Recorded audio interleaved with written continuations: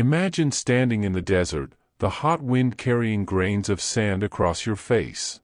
All around you is silence, except for the whispers of history buried under the dunes. North Africa was once home to some of the world's greatest civilizations, places where innovation, power, and culture shaped not just Africa, but the entire world. Here's the twist: many of these civilizations are remembered only as ruins or half-told stories. The stories of Africa were more than pyramids and temples. Africa was home for living, breathing societies, filled with people who loved, fought, dreamed, and built legacies that still shape us today. Let's journey together into the sands of time, beginning with the crown jewel of North Africa, ancient Egypt. Egypt wasn't just a land of pyramids, it was a land of survival, made possible by the Nile River. Picture it like a giant lifeline cutting through an unforgiving desert.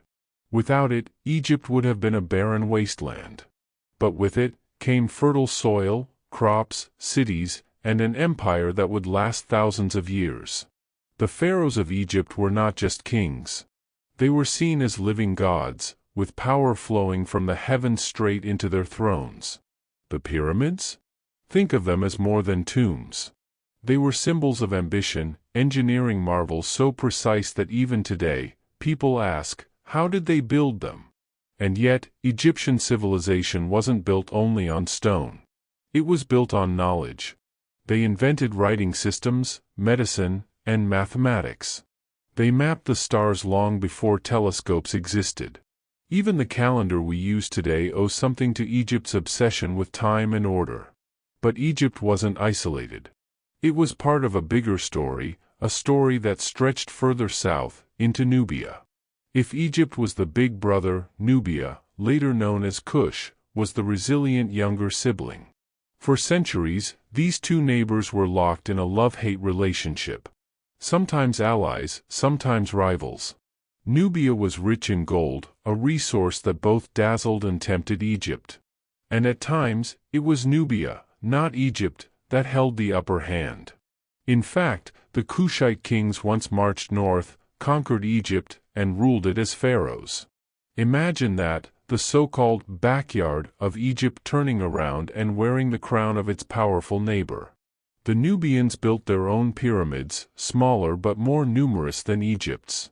They carried with them a deep warrior tradition and a sense of resilience that allowed them to survive long after Egypt's glory began to fade. But while Nubia was a southern force, across the Mediterranean coast, another giant was rising, one that would challenge Rome itself. Carthage, the traders of the sea. Now, picture the coastline of modern-day Tunisia. Bustling harbors, ships sailing across the blue waters of the Mediterranean, and merchants bartering goods from Africa, Europe, and the Middle East. This was Carthage. Founded by Phoenician settlers from the east, Carthage grew into a powerhouse of trade and naval might. But Carthage wasn't just about business, it was about dominance. Its influence stretched from North Africa into Spain, Sardinia, and even Sicily. And then came Hannibal. If you've ever heard of the man who marched elephants over the Alps to fight Rome, that was him. Carthage versus Rome became one of the greatest rivalries in history, a clash of titans.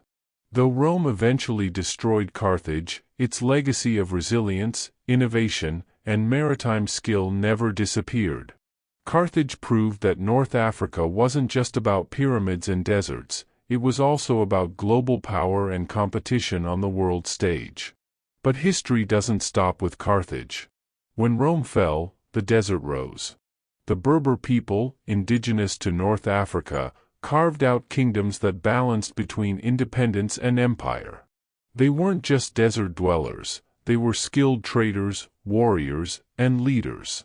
The Berbers controlled vital trade routes across the Sahara, connecting sub-Saharan Africa with the Mediterranean.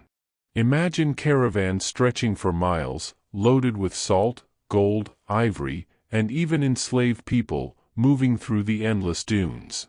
One famous Berber king, Massinissa, played the political game so well that he helped Rome defeat Carthage, securing a legacy of independence for his people. The Berbers would go on to influence not only North Africa but also Spain, where their descendants, the Moors, would change European history forever. While North Africa was shaped by Egypt, Nubia, and Carthage, to the east, across the Red Sea in today's Ethiopia, another empire rose, Aksum. Aksum became one of the greatest trading hubs of the ancient world. Gold, ivory, spices, and even exotic animals passed through its markets. Its ships sailed as far as India. And Aksum wasn't just wealthy, it was influential. It became one of the first great African kingdoms to adopt Christianity, leaving behind stone obelisks and churches carved into rock that still stand today. Aksum connects North Africa to the story of the Horn of Africa, a bridge between the continent and the rest of the world. So when we look at North Africa's past, we don't just see ruins. We see the heartbeat of ancient power. Egypt's pharaohs, Nubia's warriors, Carthage's traders, Berber kingdoms, and the Aksumite Empire, all part of a grand mosaic that shaped the world. But here's the question: what was happening beyond the Sahara? While North Africa built pyramids, fought Rome, and commanded seas, other civilizations were rising further inland. Empires built not by rivers or seas, but by gold, salt, and vast trade routes stretching across deserts. And that is where our journey continues. Stay with us as we delve more into Africa's civilizations that was silenced in colonization.